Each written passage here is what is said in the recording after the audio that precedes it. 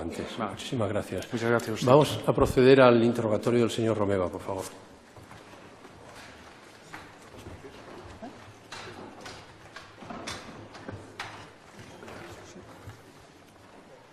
Muchas gracias.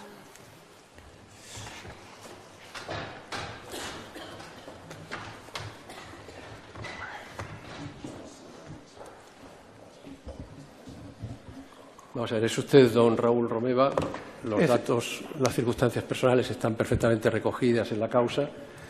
Ya sabe que, lo mismo que le he dicho a los demás acusados, puede perfectamente responder a las preguntas que considere oportunas, puede responder al Ministerio Fiscal, puede responder a la Abogacía del Estado, a la acusación popular, a su letrado, a otros letrados. Usted es el que selecciona exactamente a quién quiere responder.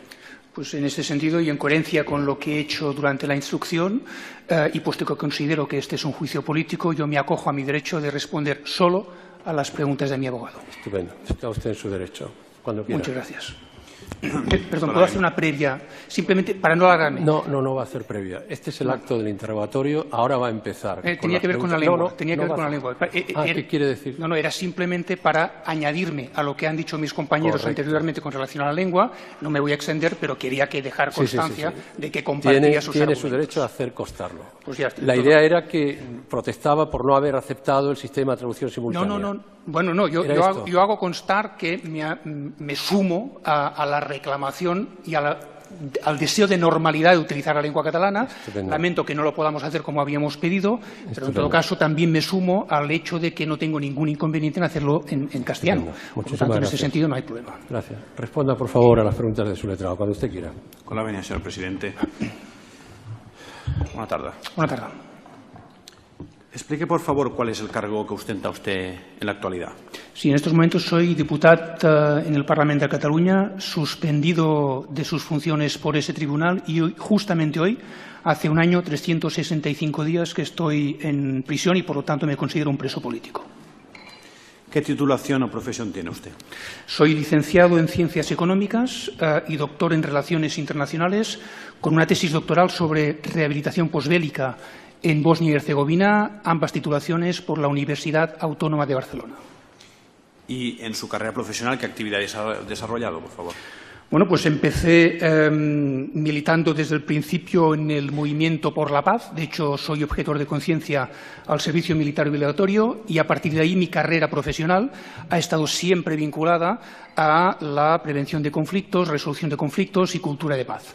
De hecho, trabajé como investigador por la paz en el Centro UNESCO de Cataluña, posteriormente en la Escuela de Cultura de Paz de la Universidad Autónoma de Barcelona. Fui coordinador de campañas para el desarme y la prevención de conflictos en Intermón-Oxfam. Fui el responsable del jefe de la oficina de la UNESCO en Bosnia y Herzegovina. Trabajé durante varios años en campos de refugiados de los Balcanes. Y, de hecho, fui supervisor en varios procesos electorales para la OSCE, justamente también en los Balcanes. Además, fui profesor de Relaciones Internacionales, Cultura de Paz, Resolución de Conflictos, sobre todo en la Universidad Autónoma de Barcelona, pero también en otras universidades. Mire, usted ya ha dicho que en algún momento temas de conciencia le llevaron a tomar decisiones, pero todo este currículum que ya consta documentado sobre cultura de paz, en definitiva, ¿tiene algo que ver con algún tipo de filosofía o...? Bueno, básicamente yo he militado siempre en la convicción de que la construcción de la paz es la mejor de las herramientas posibles justamente para construir comunidad. Y esto lo he hecho en mi ámbito privado, lo he hecho en el ámbito profesional, lo he hecho en el ámbito político y es evidentemente una de las razones que me han llevado a defender lo que he defendido y lo que defiendo todavía hoy. ¿Tiene usted algún tipo de publicación o obra también relacionada con él? Tal y como seguramente han comprobado las acusaciones, y de hecho consta en el currículum, pero creo que es siempre bueno recordarlo, tengo varias publicaciones, varios libros, todos ellos contenidos como Desarme y Desarrollo, Paz y Desarme, Paz en Bosnia o Bosnia en Paz, Rehabilitación posbélica en los Balcanes, Paz y Seguridad en Europa. Todos ellos demuestran claramente cuáles son mis intenciones a la hora de afrontar un debate tan importante como el que hemos afrontado estos últimos tiempos. Entonces, en el terreno de la política, En cuanto a su carrera política, ¿cuál ha sido su actividad o su vinculación en ese ámbito? Yo empiezo mi carrera política el año 2004. Llamarlo carrera política es, creo, no necesariamente adecuado. En todo caso, mi actividad institucional el año 2004, cuando fui elegido diputado en el Parlamento Europeo por la formación política Iniciativa per Catalunya Verds en coalición con Izquierda Unida. Estuve 10 años en el Parlamento Europeo, donde fui vicepresidente del Grupo de los Verdes. Fui vicepresidente de la Comisión de Derechos de la Mujer e Igualdad, fui vicepresidente del Intergrupo Pro Derechos LGTBI, fui el diputado ponente de informes como, por ejemplo, el de la Directiva sobre no discriminación por razones de sexo, de edad, de orientación sexual o de ideología, o, por ejemplo, los informes sobre los feminicidios en América Central y en México, o, por ejemplo, los informes anuales que se hacían sobre la implementación del Código de Conducta primero y Posición Común después sobre exportaciones de armas, o ponente en numerosas resoluciones sobre respeto de los derechos humanos y democracia en diferentes lugares del mundo. Muy bien. ¿En qué momento se vincula usted entonces a la política catalana? Esto fue el año 2015, cuando me proponen encabezar una lista formada por varias formaciones políticas y por independientes, Junts pel Sí. En ese momento me presento como cabeza de lista y soy elegido diputado en el Parlamento de Cataluña. Y posteriormente, el año 2017, el 21 de diciembre de 2017, esta vez ya formando parte de la lista de Esquerra Republicana, volví a ser elegido diputado, cargo, en todo caso, ocupación que ostento en estos momentos. ¿Y usted o su partido defienden el derecho a la autodeterminación de los pueblos y el derecho a decidir? De hecho, todas las veces que yo me he presentado a unas elecciones, tanto cuando era candidato al Parlamento Europeo con Iniciativa per Catalunya, como después con Junts pel Sí, como posteriormente con Esquerra Republicana, siempre los programas electorales han contemplado el derecho a la autodeterminación como un objetivo legal y legítimo. Por lo tanto, siempre yo en mi vida política he apostado y he defendido este principio con total normalidad. Incluso desde estas posiciones más, digamos, internacionalistas o desde esa opción, ¿ustedes defendían ese derecho? ¿Cuál era su concepción desde esa perspectiva que usted representaba en ese momento? Yo personalmente he entendido siempre el derecho a la autodeterminación como un derecho que evoluciona. Un derecho que, como todos los derechos, no se circunscribe solamente a un momento, sino que evoluciona con los tiempos.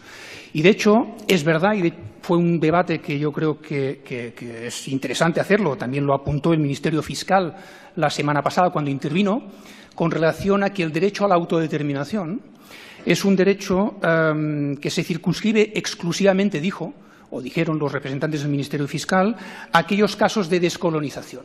Y ciertamente eso es así en parte, pero como un derecho que evoluciona, es un derecho que ha incorporado nuevos supuestos en su aplicación.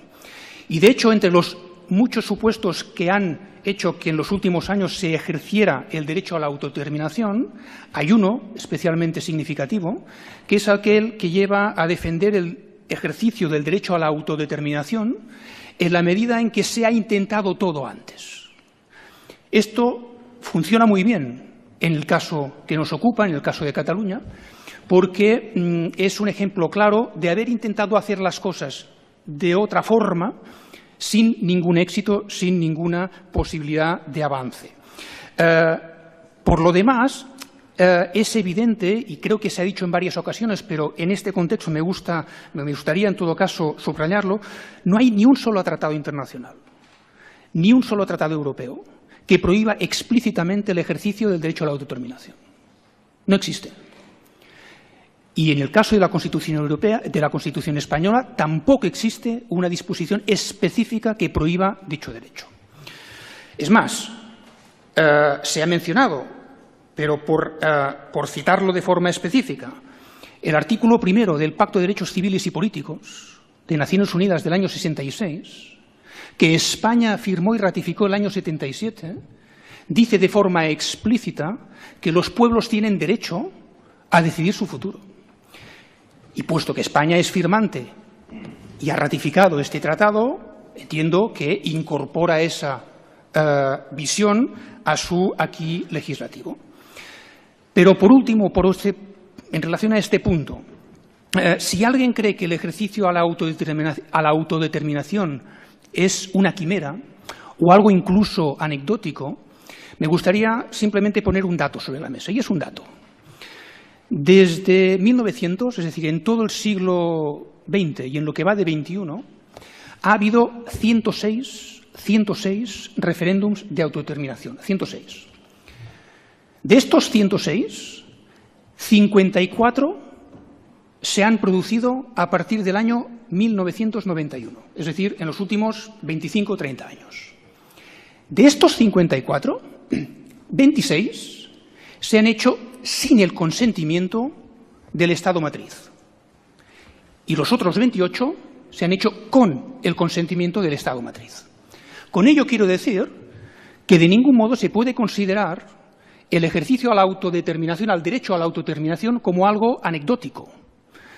Se ha producido en numerosas ocasiones, en contextos muy distintos, esto es verdad, y seguramente algunos de ellos no se pueden comparar entre sí, pero se ha producido, y por lo tanto es normal desde el punto de vista de quienes hemos defendido y defendemos este derecho, pretender que esta no es una utopía, como se dijo en la locución del Ministerio Fiscal el primer día, o el miércoles pasado, sino que es algo que es perfectamente factible y que además, reitero, no está prohibido explícitamente por ningún texto jurídico ni internacional ni europeo. ¿Se define entonces usted como un independentista? Bueno, yo me defino fundamentalmente como un demócrata, como un republicano y como un europeísta. Y siguiendo la lógica que comparto del compañero vicepresidente Oriol Junqueras, circunstancialmente estoy independentista. Pero este punto merece también una reflexión por mi parte. Cuando yo digo que soy europeísta, lo digo básicamente porque defiendo un proyecto europeo basado en los derechos y las libertades, basado en la no discriminación por razones de género, de identidad sexual, de orientación sexual, de edad, de origen, de raza, de lengua, de credo religioso. Lo digo porque creo en una Europa basada en la igualdad, en la fraternidad, principios todos ellos republicanos. Por eso yo soy republicano. Cuando defiendo la República Catalana, lo hago porque creo que una República Catalana, defendiendo los valores en Cataluña, los defiende también con aquellas poblaciones que en España o en Europa comparten estos valores. Por lo tanto, no es un proyecto que va contra nadie. Cuando digo que soy demócrata, republicano y europeísta, lo digo porque pongo de manifiesto unos valores por encima de una circunstancia temporal. Y si me permiten una paradoja, quienes defendemos hoy estos valores tan importantes, nos encontramos en el banquillo de los acusados. Y en cambio aquellos que amenazan de forma ostensible dichos valores y dicha Europa de los derechos y las libertades, se sientan hoy en el estrado entre las acusaciones. Y esto es un hecho. Esto es un hecho preocupante que debería, cuando menos incomodar, no a los independentistas, sino simplemente a los demócratas. Porque es, desde mi perspectiva europeísta, realmente difícil de concebir una realidad tan paradójica como lo que estamos viviendo. Señor Romeva, usted es en definitiva es un personaje público, la gente sabe lo que ha hecho, sabe que nació en Madrid, que es madrileño, toda su carrera. Yo le pregunto, ¿sabe usted si la población y los poderes públicos sabían de esta ideología que usted defendía? ¿La suya y la de su partido? ¿Era público que usted creía la independencia? ¿O? Hombre, yo creo que cuando uno se presenta a unas elecciones con un programa electoral que explícitamente defiende el derecho a la autodeterminación, como fue el caso en el año 2004 y 2009, cuando me presenté al Parlamento Europeo, y después, cuando el programa electoral con el que te presentas explícitamente defiende la República Catalana y, por lo tanto, el derecho a decidir y a ser un Estado independiente, como fue el caso el año 2015 y 2017, es obvio, creo, es normal creer que el mundo exterior conoce cuáles son tus intenciones y tus postulados. No solamente es así, sino que estos postulados fueron ratificados por el voto de más de 2 millones de personas, tanto en el 2015 como en el 2017. No solamente en una lista, había otras listas que compartían estos postulados. Las listas que compartían estos postulados contaron con más de 2 millones de personas ratificándolos tanto el 2015 como el 2017. Mire, el escrito de acusación se remonta al año 2012 y creo que es interesante que explique usted cómo participó en esa primera fase, ya que puede ser curioso explicar dónde estaba usted, porque puede no compartir con los demás acusados la situación política y el sitio donde hacía su actividad política. Sí, efectivamente, yo creo que hay muchas discrepancias, me lo van a permitir, con el texto de la Fiscalía, con las acusaciones, pero una de las para mí más relevantes es justamente cuando sitúan el punto de inicio del proceso el año 2012. Porque en realidad cualquier observador, más o menos atento a los hechos de los últimos años, es consciente de que el punto de inicio, el punto de inflexión, el momento relevante no es 2012, sino 2010. Y ello es así porque yo, como otras muchas personas, miles de personas en Cataluña, hasta 2010 no estuve independentista, por hacer el juego de palabras con el término verbal de serie star que anunció el señor Junqueras. Yo estaba federalista. Yo defendía y defendí, de hecho, durante la mayor parte de mi vida, un proyecto político que no era la independencia. Era, en todo caso, un Estado español en términos de federación o de confederación. Y eso me pasó a mí y les pasó a mucha gente. ¿Por qué? La razón es muy sencilla, tristemente sencilla. Tiene que ver con la sentencia del Estatuto o sobre el Estatuto de Autonomía de Cataluña que emitió el Tribunal Constitucional. Un Tribunal Constitucional que consideramos, y se ha incluso criticado desde el exterior en numerosas ocasiones, un tribunal altamente politizado, que emitió una sentencia, yo creo, dramática, en el sentido de que supone una ruptura emocional profunda para mucha gente, aquello que el presidente Montilla incluso llegó a llamar el inicio de la desafección, y que generó que mucha gente, entre ellos quien les habla, tuviéramos la sensación de que allí se había roto algo muy serio. Estábamos ante la ruptura de un pacto importante, del pacto constitucional del año 78. Y esa ruptura, que había sido provocada de forma unilateral por parte de un tribunal constitucional politizado, recuerdo que en aquel momento había 10 magistrados de 12, había habido recusaciones de magistrados progresistas, no se había reemplazado a algunos que habían fallecido, el presidente era militante del Partido Popular, todo eso generaba una enorme, un gran desconcierto sobre cómo dicho tribunal había emitido dicha sentencia, pero esa ruptura de ese pacto, la ruptura de ese pacto constitucional, nos llevó a mucha gente a entender que en tanto que demócratas y en tanto que republicanos teníamos que reconstruir dicho pacto. ¿Y cómo se reconstruyen los pactos? Pues, lógicamente, a partir del diálogo y de la negociación. Esto es lo que nosotros en ese momento entendimos que era necesario, y estoy hablando del año 2010, no 2012.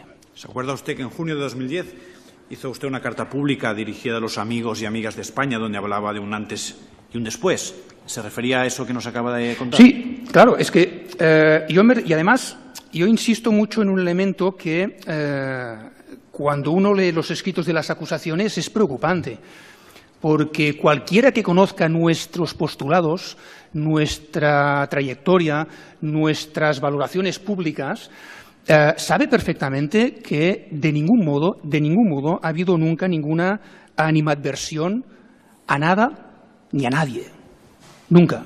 Lo que ha habido es un apelo al respeto, un apelo a la democracia, un apelo a la dignidad, pero siempre desde el respeto mutuo. Y en esa carta yo me dirigía a quienes hasta entonces, en muchos casos, habíamos sido compañeros en el marco de la apuesta por una España federal. Y les decía que personalmente yo me bajaba de ese barco para subirme a otro barco, que era el de la República Catalana, que aspiraba, que deseaba, que quería, por la que iba a trabajar a favor de los valores que compartíamos, pero desde otro marco, desde otra lógica, desde otra perspectiva perfectamente compatible. Y esa era exactamente la razón por la que yo hablaba de una desafección, de una ruptura emocional, de la necesidad de rehacer ese pacto, porque entendía que ese era un momento especialmente importante que obligaba a que mucha gente al menos reflexionara sobre lo que estaba pasando.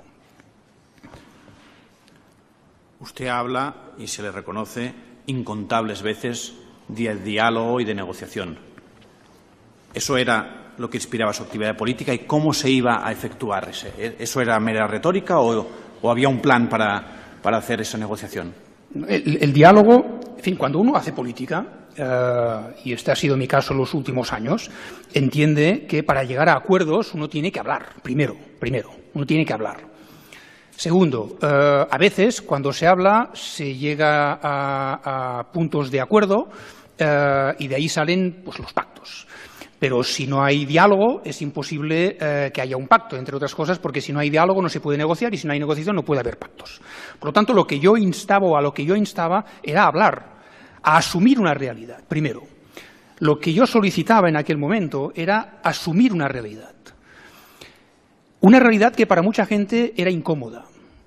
Y esto es importante, esto es muy importante, porque yo soy muy consciente de que esa realidad incomodaba a muchos sectores de la sociedad, tanto en Cataluña como en España, como en Europa, a nivel institucional, a nivel político, a nivel mediático. La carpeta catalana, por decirlo así, yo era diputado en el Parlamento Europeo, lo veía, lo notaba, lo vivía, incomodaba. E incomoda todavía hoy. Es un debate incómodo. Pero creo que solo los doctrinarios, ante un debate incómodo, se tapan los oídos y amordazan a los otros. Y esto seguramente habrán reconocido que son palabras de Stefan Zweig en su libro Calvino contra Castellio. Por desgracia todos sabemos cómo terminó Castellio. Por lo tanto, en ese momento, cuando yo hablo de la importancia de dialogar, de hablar, de negociar, lo hacía con la total convicción de que era la única fórmula posible para reencauzar las relaciones que se habían roto. Porque solo unas relaciones basadas en la libertad son fructíferas, son duraderas, son enriquecedoras. Las relaciones basadas en la imposición, en la represión, en el amordazamiento, en el amordazar al otro, obviamente nacen en una situación muy precaria, son tóxicas y suelen fracasar, suelen fallar. Por eso en esa carta, por eso en ese mensaje, el año 2010, por eso es tan importante, insisto, el año 2010 para entender el relato. Las acusaciones apuntan un relato basado en unos hechos, pero obvian lo más importante, obvian lo más, para mí, central, lo fundamental, que es cómo esa sentencia del Tribunal Constitucional afectó en lo más íntimo de las emociones de mucha gente. Y esto es necesario entenderlo, porque si eso no se entiende, es imposible entender por qué hoy hay 72 diputados y diputadas en el Parlamento de Cataluña que defienden la independencia cuando hace 5, 10, 15 años eran solamente un puñado. Solamente desde esa perspectiva podemos entender la evolución de estos años. Por eso es tan importante el año 2010. Si ese ánimo de diálogo y negociación es sincero, porque también nos interesa saber cuál es el ánimo que le inspira, explíquenos en qué se materializó, qué actos hicieron ustedes para promover ese entente. Yo creo que el caso catalán es un ejemplo paradigmático y lo va a ser durante muchos años. Lo que hay es una realidad que nace, lo ha dicho muy bien antes el conseller Turull, que nace del pueblo, nace de la gente. Hay una movilización prácticamente espontánea de miles de personas que empiezan a movilizarse de forma siempre cívica y pacífica, a la par que reiterada y persistente, para solicitar a los poderes constituidos que tengan en cuenta, que tengan a bien, que escuchen lo que es un clamor popular. Y, por lo tanto, ese diálogo, esa, digamos, voluntad de negociación, se manifestó a partir de ese clamor popular de formas muy diversas, con preguntas parlamentarias, con peticiones formales a los ejecutivos, con peticiones de comparecencias en el legislativo, una de ellas la que se ha mencionado anteriormente en el Congreso de Diputados el año 2014. Llegamos a contar, y seguramente nos quedamos cortos, hasta 20 intentos formales de establecer este diálogo, y digo como mínimo, porque seguramente habrían muchos más, pero al menos hasta 20 intentos formalizando, pidiendo, solicitando, demandando un diálogo para afrontar lo que era una cuestión que para mucha gente era trascendental para sus vidas. En todo caso, usted no estaba aún en la política catalana cuando se produjo esa delegación que fue al Congreso. ¿Se acuerda, en todo caso, de ese intento? Perfectamente. Yo era diputado en el Parlamento Europeo, seguí esa comparecencia de los entonces diputados Marta Rovira por Esquerra Republicana, Jordi Turull por Convergencia y Joan Herrera, que era el portavoz de la formación política en la que yo militaba. Y recuerdo perfectamente las palabras de Joan Herrera. Y Joan Herrera, quiero decirlo aquí por si no lo saben ustedes, no es independentista, no lo es. O al menos no se ha definido públicamente como independentista nunca. Pero es un demócrata. Y él dijo que quienes rompen España, lo dijo en el Congreso de Diputados, cito literalmente, quien rompe España son aquellos que niegan el carácter plurinacional del Estado más plurinacional que existe en Europa y que además niegan el derecho a decidir de sus pueblos. Y esto lo dice alguien que no es independentista, pero que sí es autodeterminista o que sí es demócrata. Y yo compartí perfectamente, totalmente sus palabras entonces y las subrayo y las hago mías también hoy aquí en esta sala. Ahora mismo y en algunas ocasiones he hecho referencia también a la Constitución española, como si, ustedes dicen, amparara también su proyecto. ¿Ustedes cómo entendían ese encaje de su propuesta política dentro del marco constitucional? Pues estas, señorías, esta es para mí la clave entendido como la piedra esa que aguanta toda la estructura. Haciendo el paralelismo con los informes, sobre todo de la Fiscalía, que dan vueltas y vueltas y vueltas alrededor de algunos documentos, como Infocats y otros, la clave de nuestro posicionamiento, la clave de nuestra actitud, la clave de nuestras intenciones tiene que ver con el principio democrático. El principio democrático que en términos de la Constitución española significa que, puesto que la Constitución española en ninguno de sus artículos prohíbe explícitamente ejercer el derecho a la autodeterminación, es cuestión de voluntad política, que se pueda encontrar la fórmula para ejercer dicho derecho. Esto es el principio democrático tal y como lo vemos. Pero es que este principio democrático no lo hemos inventado nosotros.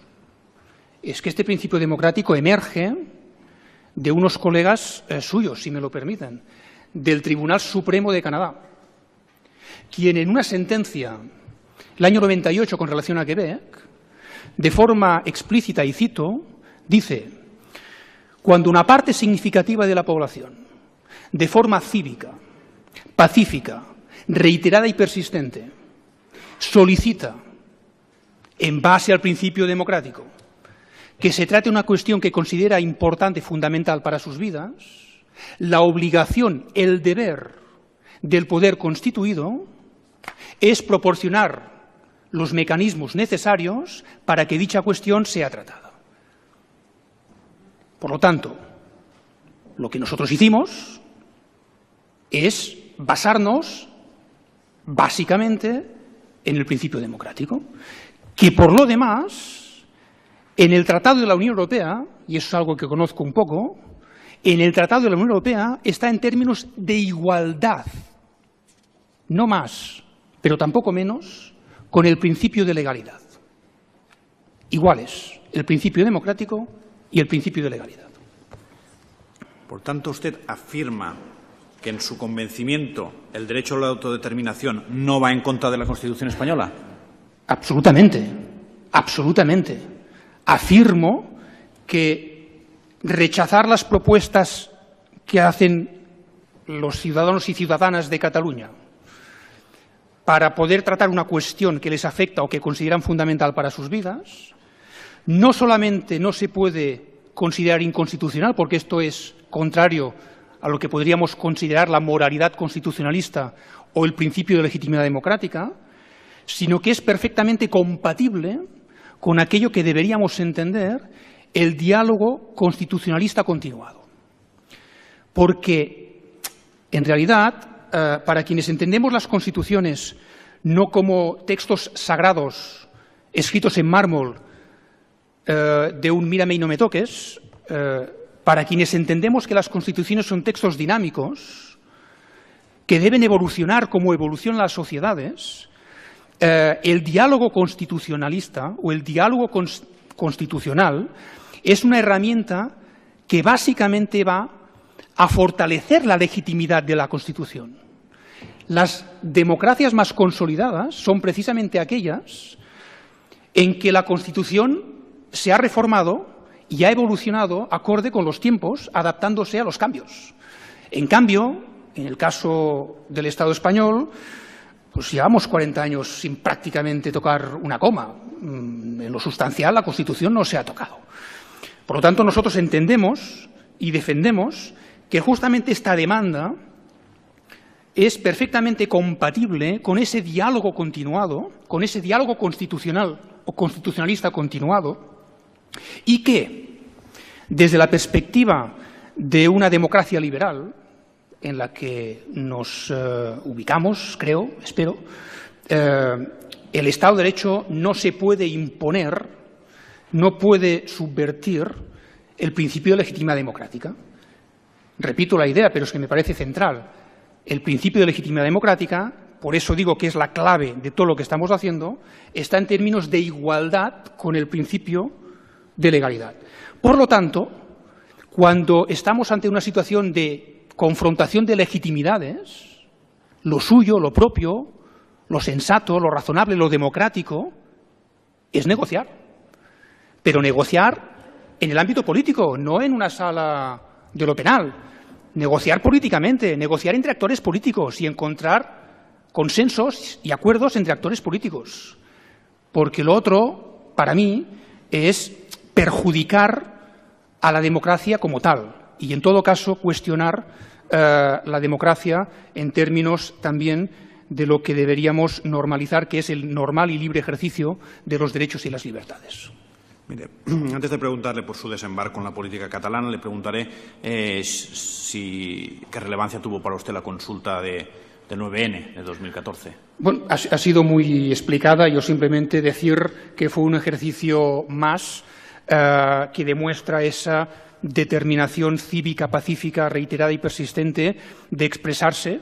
Un ejercicio, yo creo que ejemplar y que demuestra la enorme voluntad de la ciudadanía por llegar a acuerdos políticos más allá de las respuestas de carácter represivo. El 9N fue un claro indicador de que esta era una realidad que debíamos afrontar, que debemos afrontar, y que no porque a algunos no les guste va a desaparecer. No porque hay a quien le incomode esta situación, esta realidad, va a desaparecer. Por lo tanto, tarde o temprano, uno tiene, ante una carpeta incómoda, uno tiene que abrirla y afrontarla para poder resolverla. Si no, va apareciendo y apareciendo y apareciendo hasta que al final la cosa se complica.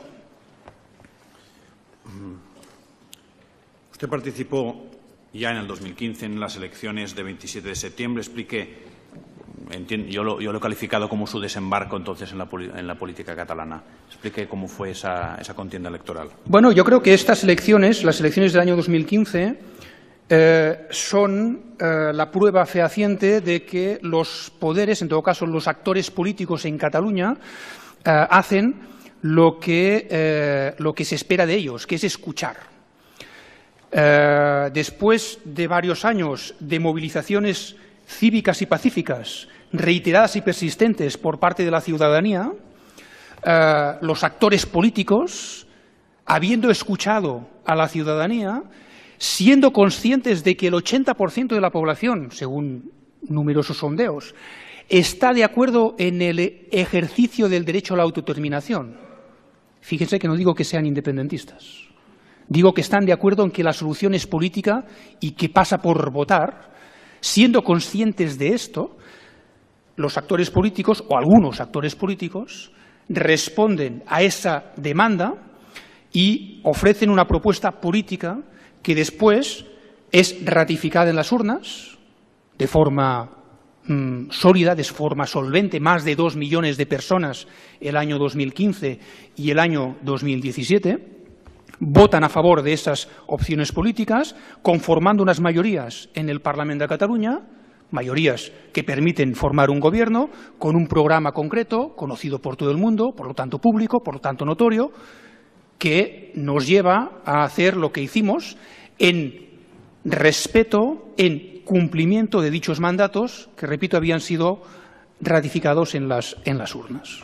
Y en esa 11ª legislatura, ¿qué finalidad tenía esa primera resolución, la número 1 del año de la legislatura 11? Sí, la resolución 1/11 es lo que podríamos o deberíamos llamar un producto parlamentario libre. Es decir, es el resultado de un debate. Es el resultado de un debate político, de una confrontación de ideas, de una confrontación de posiciones, de una negociación política en el ámbito parlamentario y de un acuerdo final en forma de texto de resolución. Los parlamentos deben y pueden hacer resoluciones políticas, son posicionamientos políticos, fruto del debate parlamentario, resultante del ejercicio de la práctica parlamentaria, basados en la inviolabilidad parlamentaria a la hora de emitir juicios, a la hora de emitir opiniones, y por lo tanto esa resolución 1/11 es justamente un producto parlamentario libre que responde a todos esos principios y por lo tanto es, desde mi punto de vista, un texto coherente con las mayorías que habían surgido en las elecciones del 27 de septiembre de 2015. Entonces, ¿cómo recibieron ustedes la decisión del Tribunal Constitucional, la famosa sentencia 259 del 2015 que anulaba esa resolución? Pues con enorme sorpresa, la verdad. Es decir, de entrada porque de una forma sorpresiva, valga la redundancia, el Tribunal Constitucional emite una sentencia sobre un texto político, sobre un producto parlamentario libre, lo cual supone un ataque a la separación de poderes, punto número 1, y punto número 2, supone contradecir su propia doctrina. Si la propia doctrina del Tribunal Constitucional dice que proscribir el debate de las ideas es simple y llanamente incompatible con la democracia. Esto lo dice el Tribunal Constitucional. Y yo estoy de acuerdo, igual como creo que está de acuerdo el Tribunal de Derechos Humanos.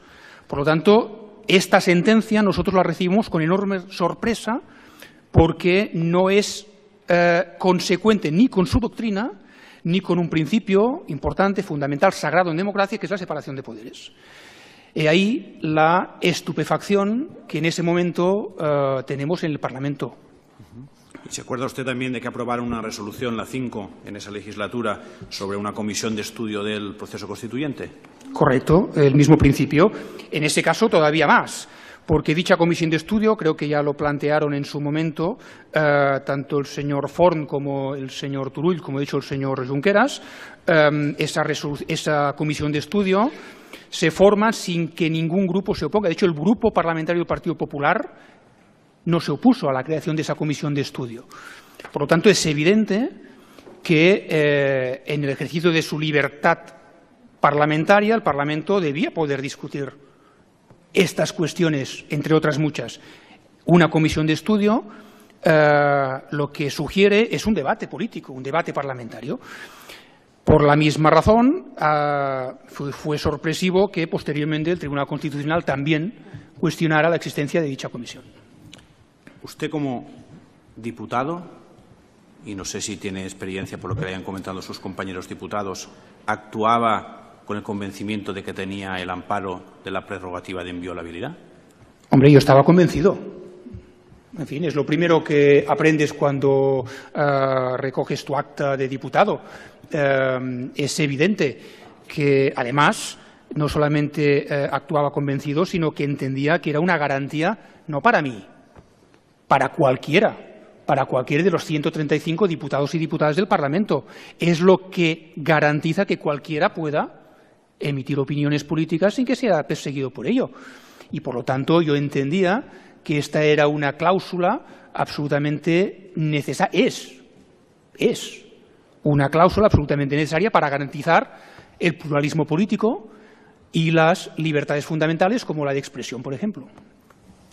Vamos a cambiar de poder del Estado y ahora, en su condición de miembro del Ejecutivo, le pregunto con qué finalidad se creó el Departamento de Asuntos Exteriores, Relaciones Institucionales, Transparencia. ¿Nos puede explicar cuáles son sus competencias, sí, cómo se organizaba? Muy sencillo. De hecho, el Departamento de Exteriores es la primera vez, es verdad, que se crea con rango de departamento, es decir, con rango de consellería. Hasta entonces había tenido rangos inferiores. Es la primera vez que se crea un departamento que tiene específicamente funciones de llevar a cabo, coordinar la acción exterior. Lo que pasa es que en este caso había tres responsabilidades. La primera, que era la que tenía que ver con las relaciones institucionales, relaciones con el Parlamento de Cataluña, con el Parlamento, con otras instituciones, y de una forma específica en esta área estaba la oficina de lo que se llama las relaciones bilaterales, las comisiones bilaterales con el Estado. Unas comisiones que, a pesar de que lo solicitamos por activa y por pasiva, al menos durante mi responsabilidad, no conseguimos que se reuniera ni una sola vez, porque por parte del Gobierno del Estado no hubo nunca voluntad para que se reunieran. Se discutieron algunos temas a nivel técnico, pero nunca se pudieron reunir estas reuniones de carácter bilateral establecidas por ley, simplemente porque por parte del Gobierno del Estado español hubo un rechazo total y absoluto a que se reunieran. La segunda de las áreas del departamento tenía que ver con el grueso de la acción, de la actividad, que era la acción exterior. Y ahí básicamente se recoge todo aquello que tiene que ver con relaciones de carácter bilateral con otros actores gubernamentales, sea a nivel local, sea a nivel supralocal, regional, europeo, etcétera, etcétera. Están las relaciones multilaterales, todas aquellas que tienen que ver con organismos multilaterales, Naciones Unidas, entre otros. De una forma muy específica, las relaciones con las instituciones europeas. De hecho, la delegación más importante que tiene el Gobierno de la Generalitat es la delegación de Bruselas, porque tiene una relación muy directa con las instituciones europeas y particularmente con la Comisión Europea. Y después, en cuarto lugar, hay un ámbito que para mí es fundamental, es crucial, que es todo el ámbito de cooperación y solidaridad. Además de estas cuatro responsabilidades, estaba también el ámbito de coordinar las delegaciones. Delegaciones que, como todo el mundo sabe, no solamente existen en el ámbito de la Generalitat de Cataluña, hay muchas otras comunidades autónomas que tienen delegaciones, están previstas por ley y tienen como función, como responsabilidad, coordinar la representación exterior y la visibilidad exterior de los diferentes ámbitos que afectan a Cataluña como país y al Gobierno de la Generalitat en concreto: turismo, comercio, economía, cultura, en fin, cooperación, etcétera, etcétera. Por lo tanto, coordinar estas delegaciones formaba parte, digamos, de una de las principales responsabilidades que como departamento teníamos encomendadas. Y la última de las áreas, la última de las responsabilidades tiene que ver con todas las cuestiones vinculadas con la transparencia y la gobernanza, el buen gobierno que se llama. Y ahí está todo el área de procesos participativos o de contratación pública, donde creo que hemos tenido también algunas funciones especialmente determinantes en favor de la transparencia y de la gestión, creo, correcta ejemplar y oportuna de los recursos públicos. Yo creo que si se cuestiona a veces la regularidad o la legalidad de la actuación de su departamento, debe tener que ver también con el respeto a sus propias competencias. Le pregunto, ¿tenían claro ustedes cuáles eran las competencias de su departamento? Totalmente. De hecho, el Estatuto de Cataluña, de una forma específica, establece en sus artículos 193 a 200 que el Govern de la Generalitat tiene la obligación de llevar a cabo acción exterior. Es una obligación, es un deber, con algunas restricciones. ¿Cuáles son estas restricciones? Las que están especificadas de forma resumida en el artículo 149.1.3 de la Constitución española, que, repito, de forma resumida, para no extenderme, porque hay varios capítulos separados, pero en todo caso, de forma resumida, son de tres tipos. No se permite que la Generalitat actúe como representante del Estado en el exterior, aquello que se conoce como el ius legationis. No se permite que la Generalitat actúe como firmante de tratados internacionales intergubernamentales que competen al Estado, el ius contrahendis, y no se permite que la Generalitat desarrolle tareas consulares, pasaportes, visados, DNIs, etc. Yo pido, por favor, que alguien me diga cuándo mi departamento o la Generalitat, el Gobierno de la Generalitat, hizo alguna de estas tres cosas. ¿Cuándo representó al Estado? ¿Cuándo firmó un tratado internacional de ámbito estatal? ¿O cuándo hizo tareas consulares? Es que no lo van a encontrar ni una sola vez. Por lo tanto, si estas tres cosas, que son las que no se pueden hacer, no se hicieron, ¿por qué o en base a qué criterio se considera ilícita la actuación del Departamento de Acción Exterior? ¿En base a qué criterio? ¿En base a qué hecho? ¿En base a qué acción? Si todo lo demás está perfectamente contemplado en el ámbito vigente tanto por el Estatuto como por la propia Constitución española. Explique, por favor, al Tribunal qué es el Diplocat. Diplocat es muy sencillo, porque Diplocat es un consorcio público y privado. Solo hace falta ir a la página web del organismo para saberlo. Diplocat es un consorcio público-privado formado por administraciones públicas. De hecho, los ayuntamientos como el de Barcelona, el de Tarragona, el de Lleida, el de Girona, las 4 diputaciones están también representadas. El Gobierno de la Generalitat, a través del Departamento de Exteriores, está representado en ese consorcio, pero también entidades privadas, la Caixa, el Barça, sindicatos, patronales. Todos ellos forman un patronato que toma las decisiones de forma conjunta y establece los programas de acción de forma conjunta. Por lo tanto, es un órgano que básicamente en lo concreto lleva a cabo aquello que en la literatura se conoce como la diplomacia pública, que es perfectamente compatible y perfectamente factible hoy en un mundo globalizado como el que vivimos. Esto es Diplocat, no es otra cosa. Usted, en su actividad exterior, tenía oportunidad o hablaba del derecho a decidir de Cataluña, o sabe si hay otros agentes internacionales que hayan hablado también sobre este tema. No, yo he hablado del derecho a decidir toda mi vida. Cuando era diputado en el Parlamento Europeo, mi vida institucional, antes también, pero cuando he tenido responsabilidad institucional lo he hecho sin ningún problema, sin ningún rubor. El derecho a la autodeterminación es un derecho, es un objetivo legal y legítimo, por lo tanto no había ninguna razón para no hacerlo. Yo lo hacía como diputado en el Parlamento Europeo, lo hacía como conseller y lo hacía porque entendía que era una cuestión, repito, que estaba en la mesa política, porque había una parte significativa de la población en Cataluña que solicitaba a los poderes constituidos, en este caso nosotros, el Gobierno de la Generalitat y el Parlamento, que escucháramos ese clamor y que, por lo tanto, lo pudiéramos canalizar. Por lo tanto, sí, claro, yo he defendido el derecho a la autodeterminación, pero es que no es delito. Por lo demás, me pregunta si otros actores lo hacían. También. Representantes del Gobierno del Estado, en su acción exterior, defendían su visión su interpretación del derecho a la autodeterminación, que es obvio que no era la misma que la que defendíamos nosotros. Cierto, cierto. Defendían otra interpretación. Circunscribían este derecho a unos supuestos muy concretos, nosotros lo ampliábamos. Pero en todo caso estamos ante una cuestión que tiene que ver con un debate político, con un debate conceptual, no con un delito, no con un delito. ¿Desde cuándo defender públicamente el derecho a la autodeterminación se considera delito? ¿Y desde cuándo está prohibido? Porque si yo lo he entendido bien, artículos 16 y 20 de la Constitución española, de una forma muy explícita, defienden el ejercicio del derecho de expresión y el ejercicio de la libertad ideológica. Y esto es algo a lo que yo me he acogido siempre. Es más, entiendo que el derecho a la autodeterminación es, per se, en sí mismo, un instrumento de prevención de conflictos, como lo he explicado también antes.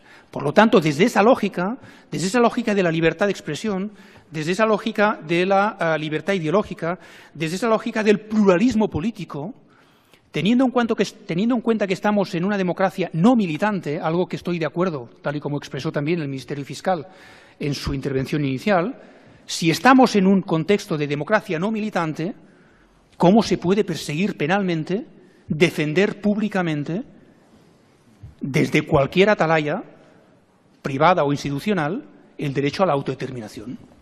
Desde mi punto de vista, y es una interpretación personal, esto es inconcebible. Muy bien, y ahora, aparte de esa idea, que al parecer no le criminalizan, ¿con qué métodos defendían ustedes ese proyecto?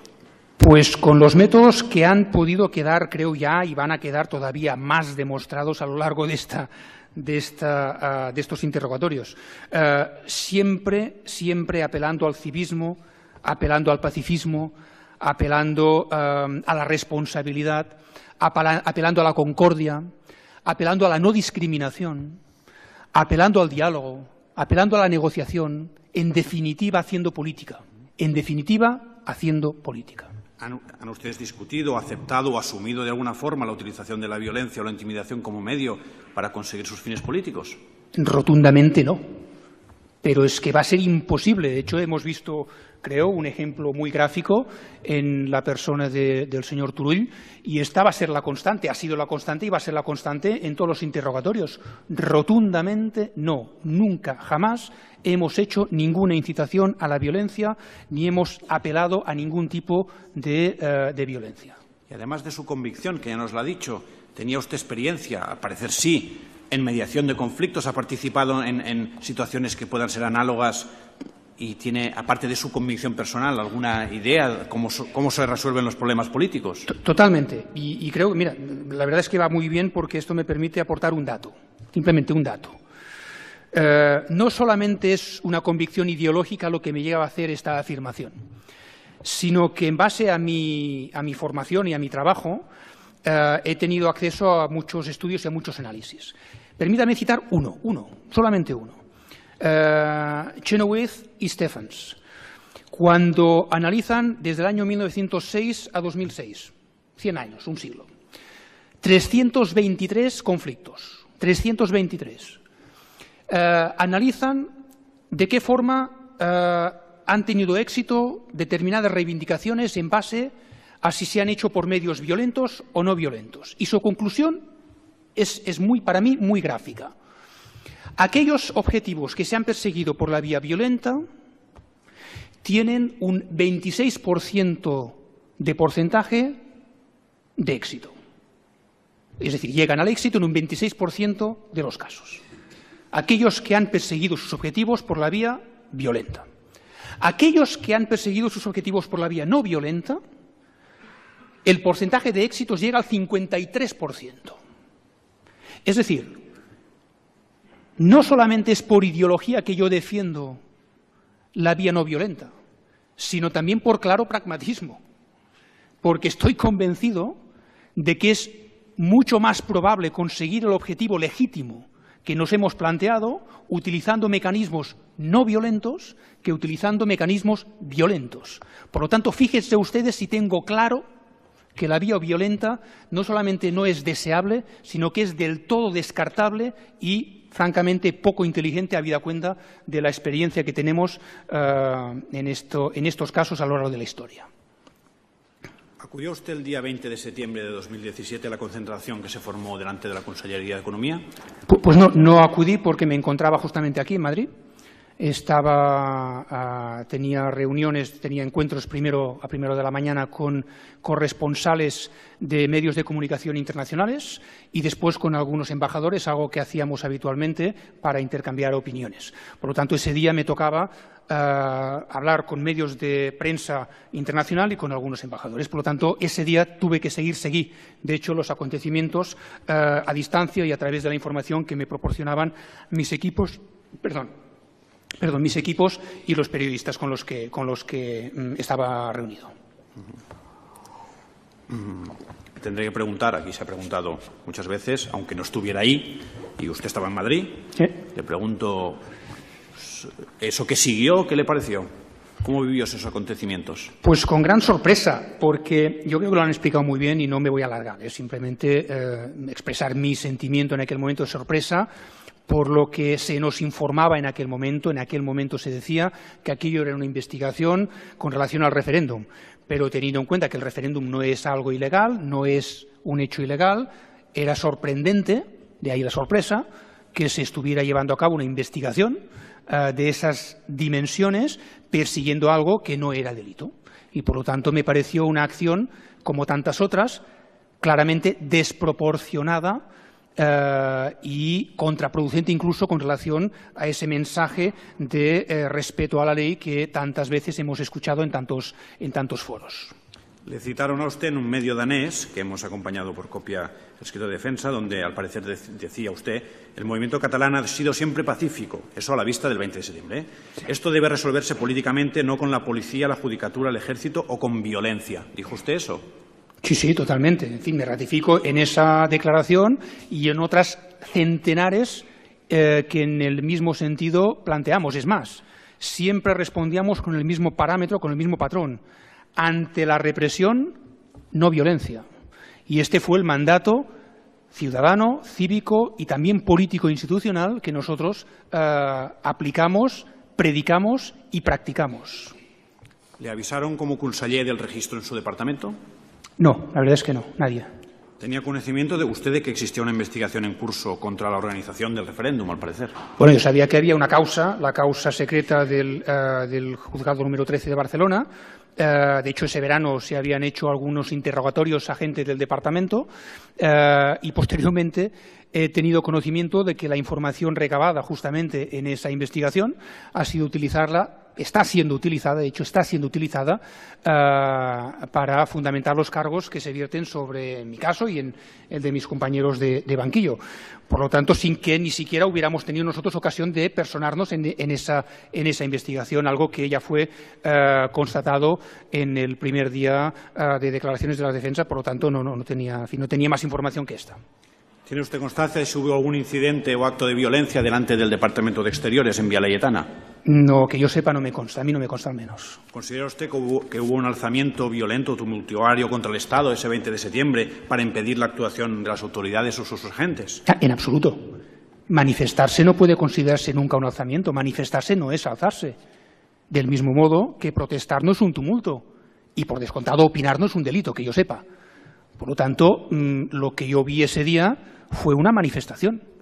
El ejercicio lícito, legítimo, pacífico, democrático del derecho a la manifestación, del derecho a la protesta. Esto es lo que había el día 20 de septiembre. Hemos visto además algunas imágenes y seguramente veremos muchas otras, pero la norma fue esta, una manifestación, el ejercicio del derecho a la protesta que debe prevalecer en toda democracia. No es que solamente esté permitido, es que las democracias deben garantizar el derecho a la protesta, incluso cuando va contra uno mismo. Lo explicó perfectamente el señor Forn en su intervención. Creo que es necesario, creo que es pertinente, creo que es obvio que una democracia que cercena, que cuestiona, que persigue el derecho a la manifestación y el derecho a la protesta es una democracia desde ese punto de vista frágil, débil. que no cree en sus propios pilares. Por eso, si uno analiza el derecho a la protesta desde la perspectiva del derecho comparado europeo, constata que si hay algo compartido entre todos quienes se definen verdaderamente demócratas es en defender el derecho a la protesta, el derecho a la manifestación, que es lo que pasó el día 20. En absoluto un alzamiento, porque además, todo derecho a la protesta, ahí sí que yo pongo un matiz, debe llevarse a cabo siempre por métodos pacíficos. Ahí yo sí pongo un matiz. Nunca por métodos violentos y mucho menos utilizando armas. Lo digo porque es la definición que se utiliza para acusarnos de rebelión o de alzamiento. Pero es que las únicas armas que ha habido han sido las de la Guardia Civil, ninguna otra. Por lo tanto, yo creo que es absolutamente pernicioso pretender que ha habido un alzamiento cuando los hechos demuestran exactamente lo contrario. ¿Ustedes fomentaron ese supuesto enfrentamiento de la población con las fuerzas de seguridad? En absoluto. Lo han dicho todos los que me han precedido. Estoy convencido que lo repetirán todos los que me van a suceder en el uso de la palabra. Pero yo, por mi parte, ratifico mi negativa contundente a nunca haber llamado a impedir o a coaccionar ningún tipo de acción. En absoluto. En absoluto. Y por curiosidad, ya que estaba en Madrid, ¿usted sabe algo de las protestas que hubo en Madrid, ¿no? ¿O participó?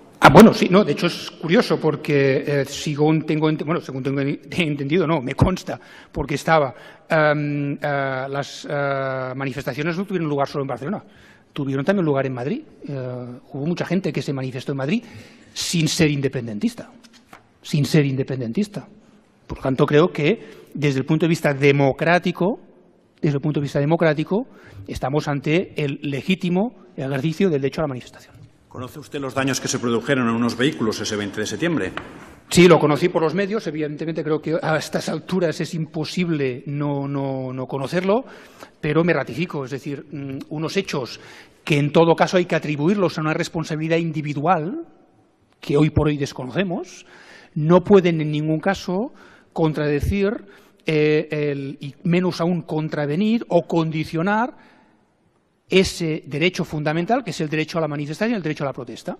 Por lo tanto, aunque es verdad que hay que lamentar y lamentamos y denunciamos en su momento y criticamos este hecho concreto, este hecho puntual, en absoluto se puede utilizar este hecho para condicionar lo que hemos visto en las imágenes y veremos todavía muchas veces más, que miles de personas se manifestaran cívicamente y pacíficamente.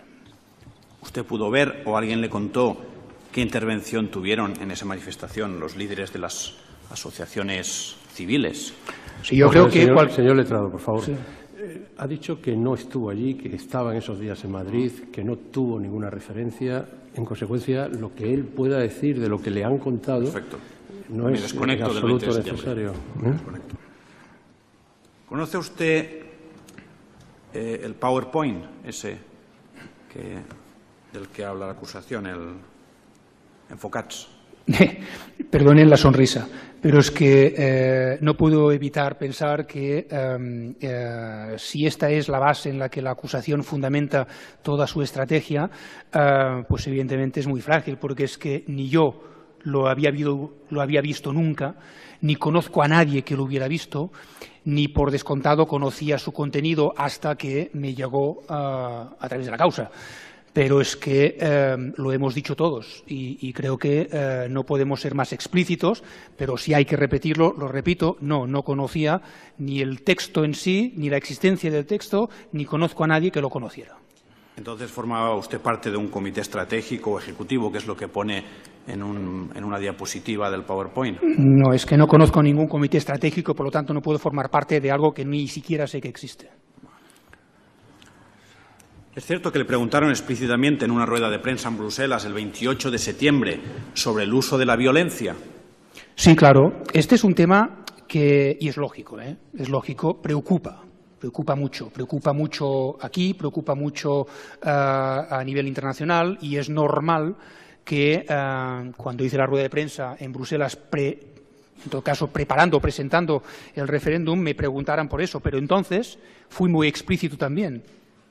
basándome en los hechos, basándome en la experiencia, basándome básicamente en que todos los ejercicios que habíamos visto, todas las manifestaciones, todas las demostraciones de determinación pública habían sido siempre cívicos y pacíficos, a la par que reiterados y persistentes, pero siempre cívicos y pacíficos.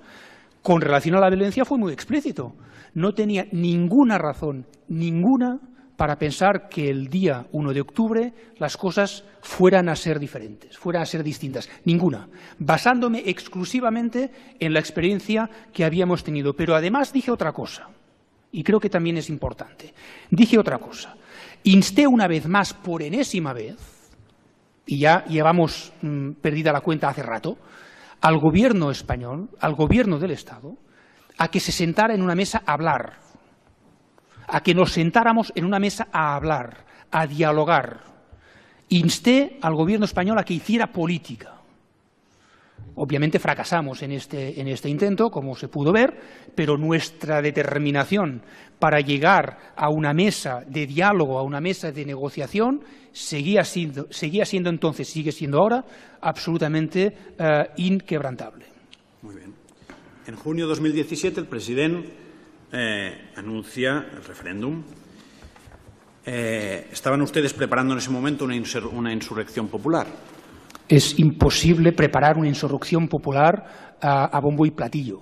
Todas nuestras acciones eran públicas, era notorio, era palmario lo que estábamos haciendo. Lo hacíamos bajo luz y taquígrafos. Explicábamos cada uno de los movimientos que hacíamos.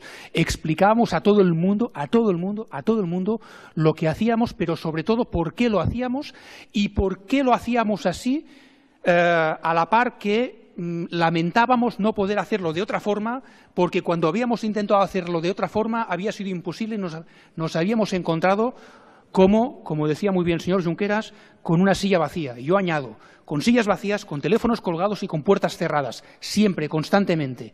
Por lo tanto, nosotros siempre insistíamos en esa opción. Pero es que no nos quedaba otra. Lo hacíamos todo público. ¿Cómo iba a ser eso una insurrección? ¿Desconvocaron ustedes el referéndum cuando el Tribunal Constitucional acordó las suspensiones? En absoluto, porque íbamos a hacerlo. Si hacer un referéndum no es un delito, si además desde nuestro punto de vista se encuadra perfectamente en el principio de legitimidad democrática, en el principio democrático, si además nosotros lo que hacíamos era responder como poder constituido, como poder público, a la demanda cívica, pacífica, reiterada y persistente de una parte significativa de la población, y reitero, 80% de la población, a mí me parece una parte significativa de la población, si estábamos haciendo todo esto porque habíamos apostado por hacer política, porque íbamos a renunciar al referéndum, si el derecho a votar está reconocido en toda democracia, porque íbamos a renunciar a aquello a lo que nos habíamos comprometido y a aquello que la sociedad nos estaba demandando que hiciéramos. No había ninguna razón para hacerlo. ¿Ustedes trabajaban desde el Gobierno en coordinación, por ejemplo, con otros actores como la Mesa del Parlamento esos días, por ejemplo, en temas como las relaciones con los representantes políticos extranjeros? Nosotros hemos sido siempre muy escrupulosos con la separación de poderes, y en ese caso el Parlamento de Cataluña tenía su propia agenda también con relación a los contactos internacionales. Por lo tanto, el Parlamento tenía sus contactos, se reunía cuando así lo consideraba con esos contactos internacionales, independientemente de si en alguna ocasión lo hacíamos nosotros, en otro contexto, en otro entorno o en otro momento. Pero eran dos agendas completamente distintas, en base, repito, a ese principio que hemos respetado siempre de separación de poderes. Con relación al referéndum, se le atribuyen a la acción exterior gastos ajenos al interés común o ilegales, tanto relacionados con el Departamento como con el Diplocat. ¿Tiene conocimiento de que esto haya sucedido así? Sí, tengo conocimiento. Evidentemente, he leído la causa, he leído la instrucción, he leído los diferentes documentos y sigo sin entenderlo, con toda franqueza y con toda sinceridad. No he visto todavía ni una sola acción llevada a cabo por nuestro departamento que sea constitutiva de delito, ni una, cero.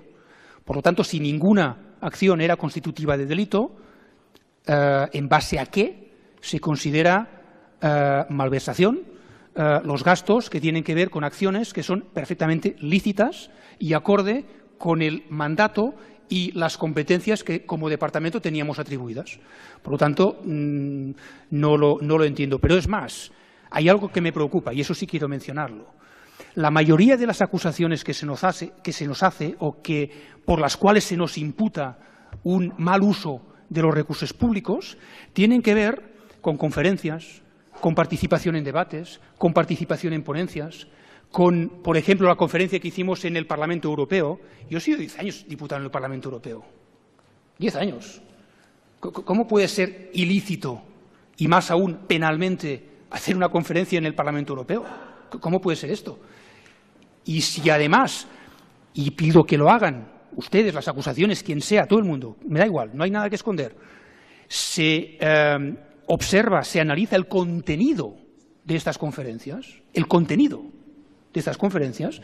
van a descubrir algo que quizá les sorprenda o quizá no, que es que en todas esas conferencias yo hablaba de lo que he dicho antes, de la Europa de los derechos, de la Europa de las libertades, de la Europa de la no discriminación, de cómo gestionar la inmigración por métodos más humanos y más humanitarios, de cómo frenar el auge de la extrema derecha que tanto amenaza estos derechos y estas libertades.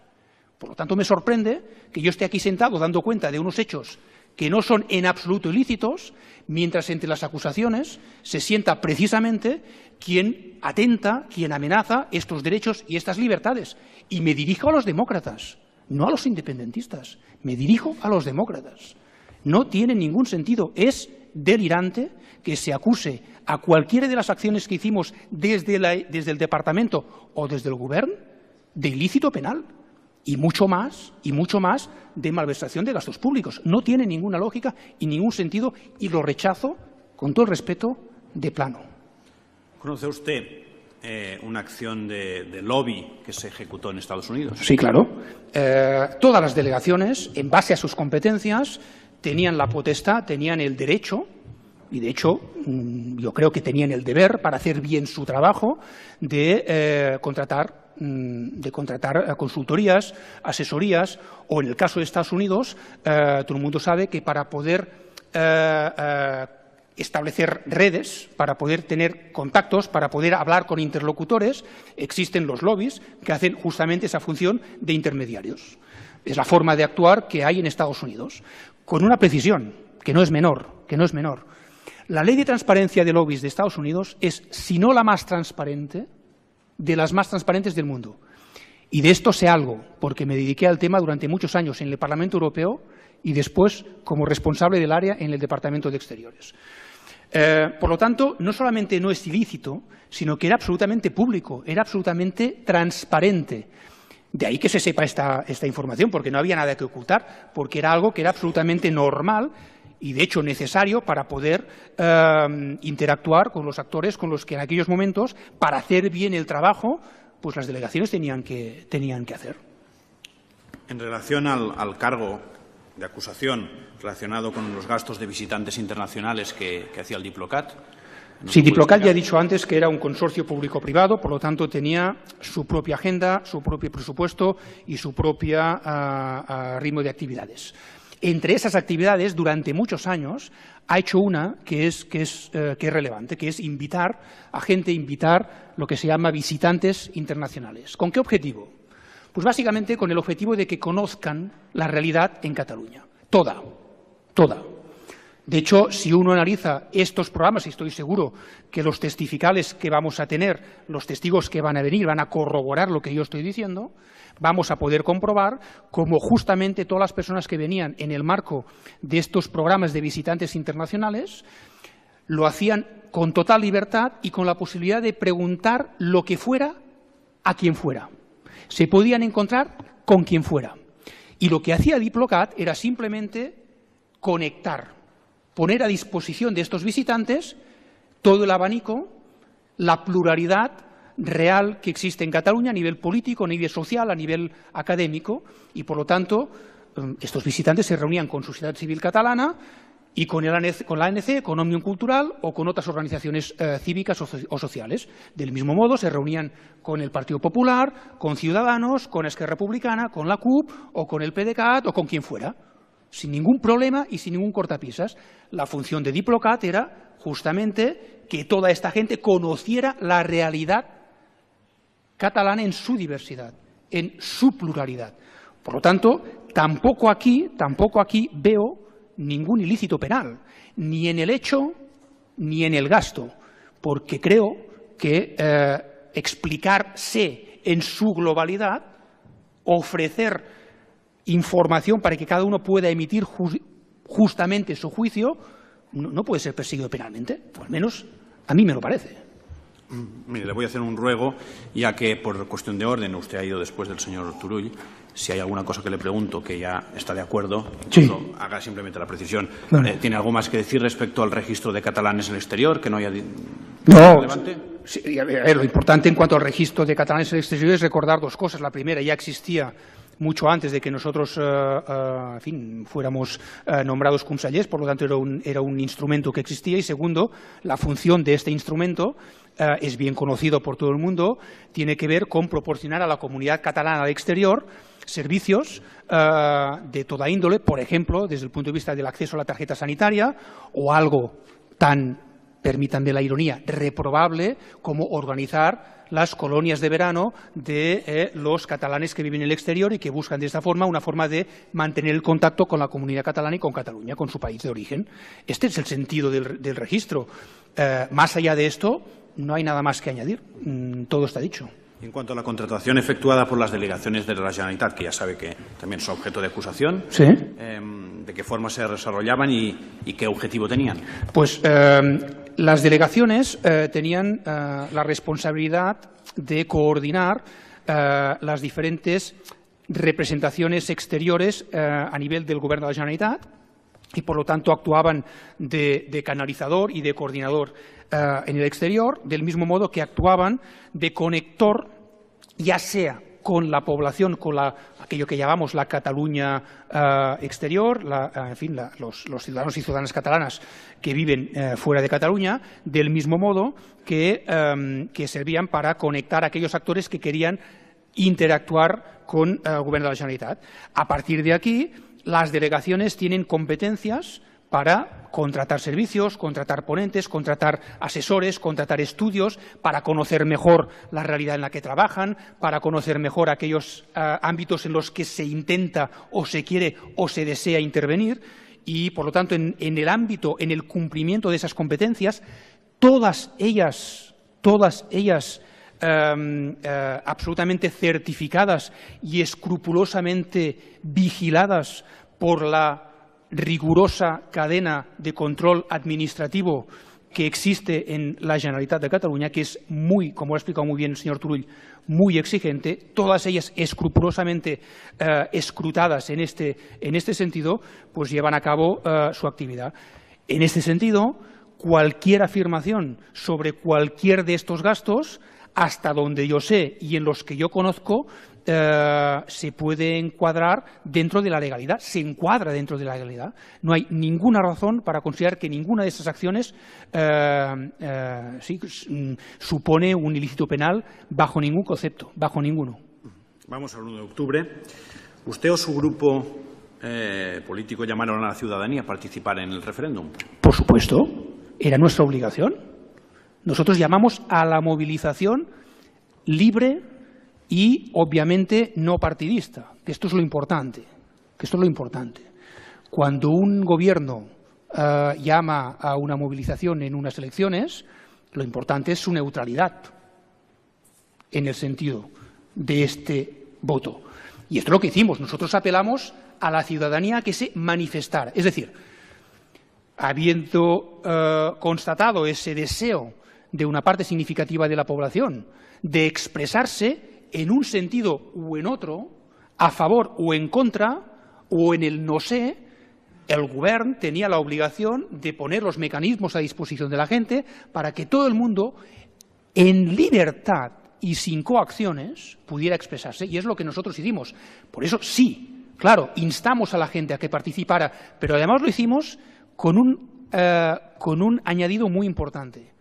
No solamente apelamos a la participación, nos comprometimos a respetar el resultado fuera el que fuera.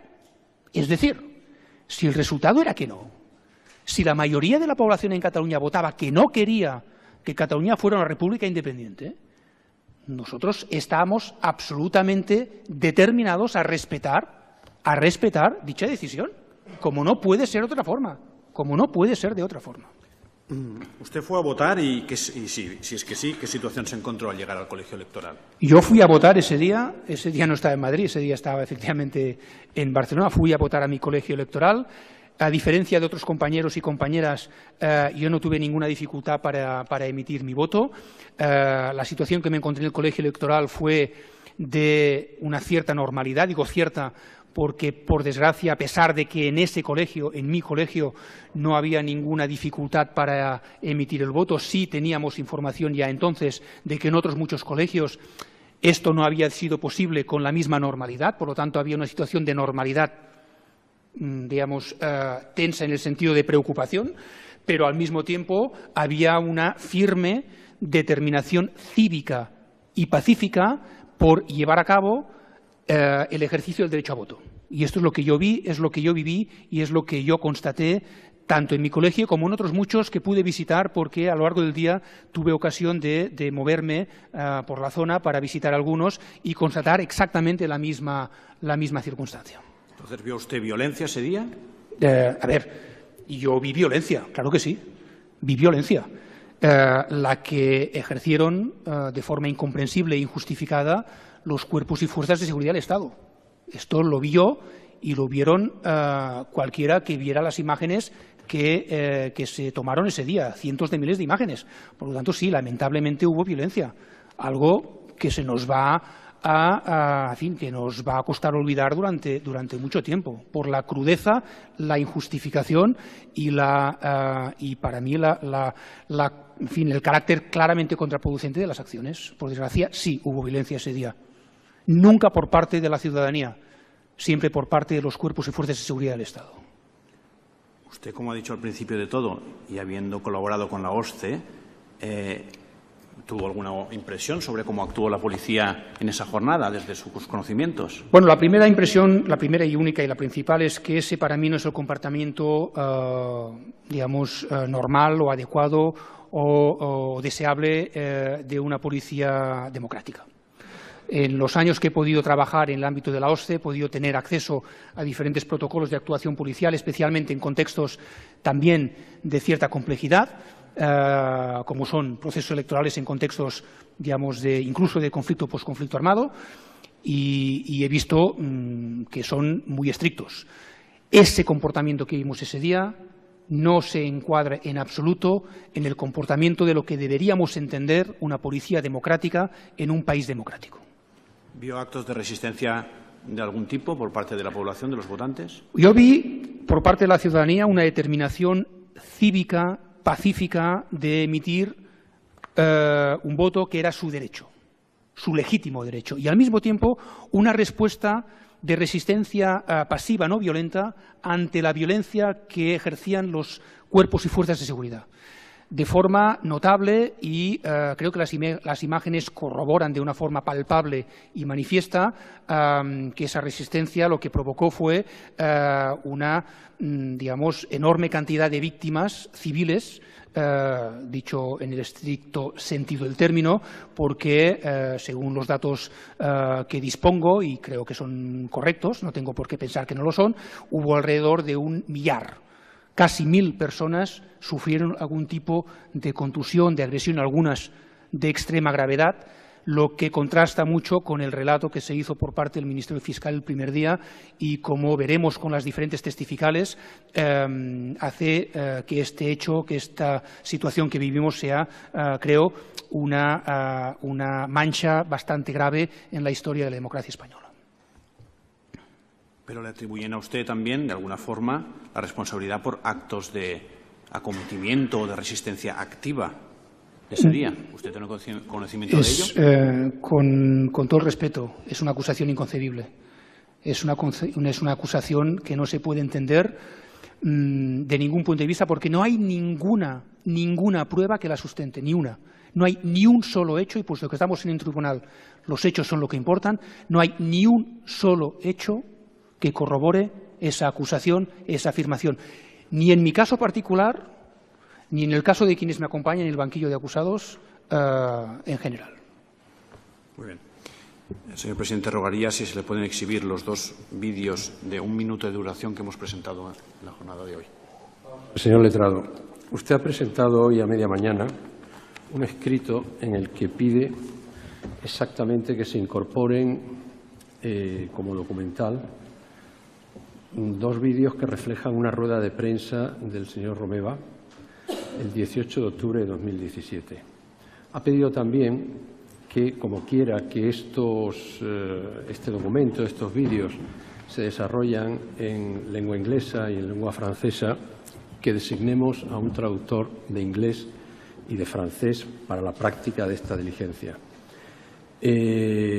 Usted conoce perfectamente cuál es la jurisprudencia de esta sala, de hecho hace gala de ello en los estupendos y en los técnicamente correctos escritos que hace llegar a este tribunal, y conoce perfectamente la diferencia entre lo que es la pertinencia inicial de una prueba y su innecesariedad en el momento en el que el desarrollo del juicio no hace aconsejable que se incorpore al material probatorio algo que está a su alcance y, de hecho, ha formulado usted preguntas relacionadas con esa rueda de prensa o con alguna rueda de prensa que ha dado el señor Romeva, y precisamente por eso el tribunal considera que lo que inicialmente pudo ser en su momento pertinente, ahora, después de este interrogatorio donde el señor Romeva ha tenido posibilidad a sus preguntas de extenderse, de sostener legítimamente su condición de hombre de paz, de hombre no violento, creemos que reforzar toda esa idea con un vídeo respecto del que su traducción se ha pedido a media mañana de hoy, pues evidentemente esto el tribunal lo va a considerar impertinente y, en consecuencia, inviable.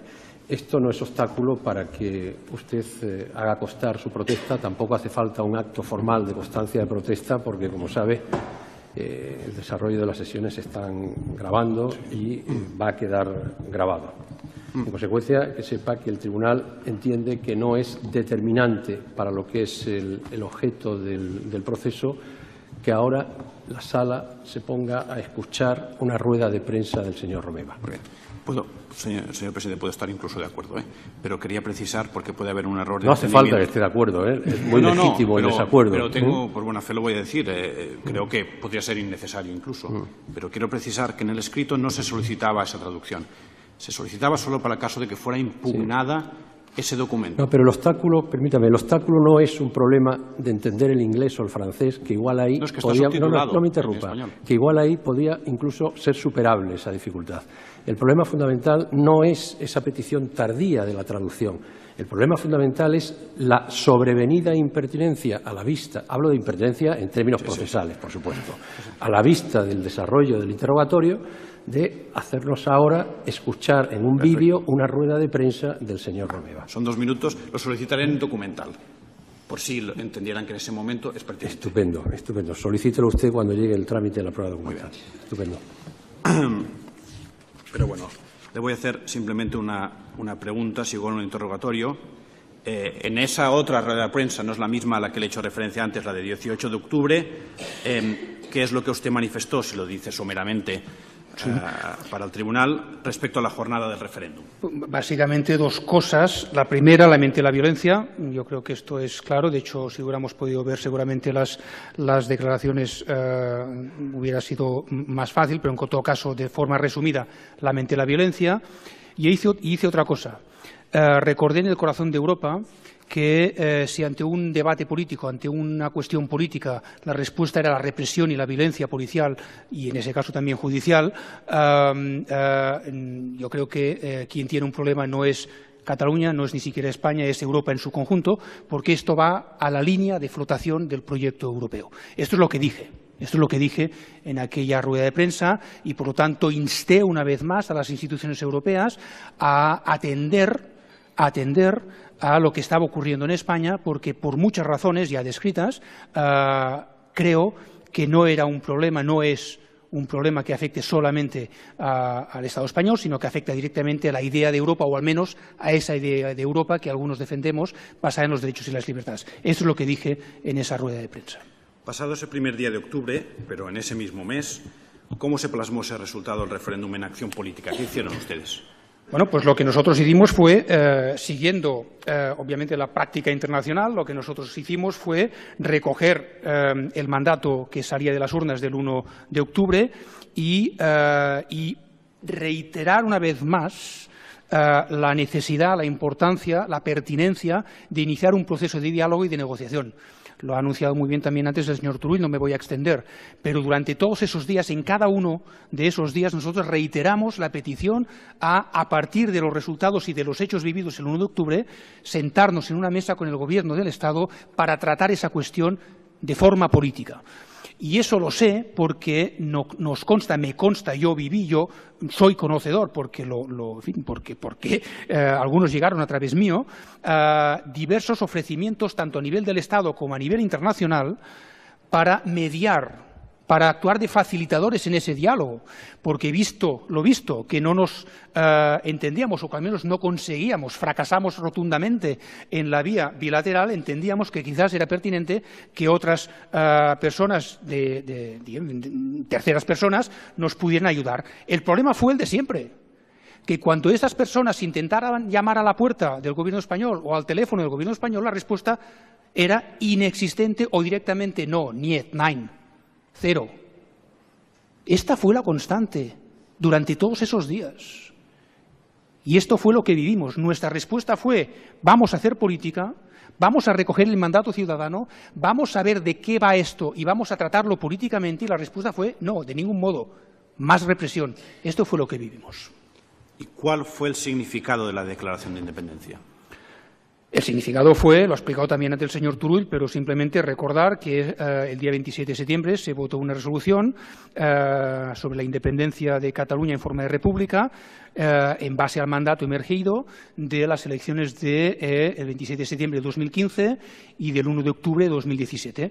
A partir de ahí reiteramos una vez más la necesidad de iniciar un proceso de negociación para dar salida a esa declaración, a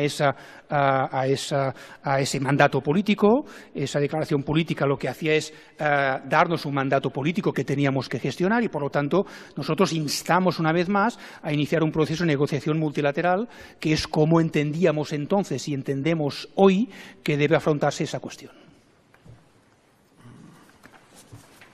¿Tenía usted en ese momento el convencimiento o asumió que la celebración del 1 de octubre podía constituir un ilícito penal? De hecho, tenía el convencimiento de que no era un ilícito penal. No lo era, no lo es. Si el año 2005 el legislativo, de forma explícita, elimina este aspecto del Código Penal, lógicamente tengo que pensar que, en tanto que organizador de un referéndum, no estoy cometiendo ningún ilícito penal, porque en el Código Penal no existe. Y puesto que no existe en el Código Penal, porque fue explícitamente despenalizado por el legislador, pues no tengo por qué pensar que estoy cometiendo un ilícito penal. Estaba convencido de que no estaba cometiendo un ilícito penal. ¿Y tenía usted la previsión o contemplaba la posibilidad de que la celebración del referéndum podía generar violencia? En absoluto. Lo hemos dicho y lo reitero una vez más y tantas veces como haga falta. No había ninguna razón para pensar que podía haber violencia, sobre todo teniendo en cuenta cómo la sociedad civil catalana había actuado de forma cívica y pacífica en todos estos años y sigue actuando. Quiero recordar que el sábado pasado hubo una manifestación exactamente con el mismo tono y el mismo sentido cívico y pacífico. Cívico y pacífico. Por lo tanto, no había ninguna razón para pensar que en esa ocasión las cosas fueran a ir distinto, al menos desde el punto de vista de quienes organizábamos el referéndum. Y la última pregunta, usted que ha sido en 2 ocasiones encarcelado preventivamente, ¿por qué no se marchó de España? Bueno, porque estoy convencido de que lo que hemos hecho es lícito y es legítimo y, de hecho, diría incluso que es legal. Y, por lo tanto, como no tengo ningún miedo a defenderlo y a defenderme aquí y a defender la cuestión fundamental, el kit, lo que decía antes, la piedra troncal, la clave de todo este argumentario, que es el principio democrático, pues entendía que, en fin, venir aquí y defender estos principios era, digamos, una responsabilidad y un deber. Y en ese sentido, yo lo que sí quiero es lamentar el hecho de que si estamos hoy aquí es porque quienes debían haber hecho política en su momento no lo hicieron, renunciaron a ello y les pasaron a ustedes, a los tribunales, la responsabilidad de responder a un problema, a una cuestión que les atañe a ellos. Y, por lo tanto, yo les pido, humildemente, honestamente, que no asuman esa responsabilidad, que devuelvan esta carpeta, aunque sea incómoda, porque es incómoda, allí de donde nunca debía haber salido, que es a la política. Una pregunta más. Muchísimas gracias, señor Romeva.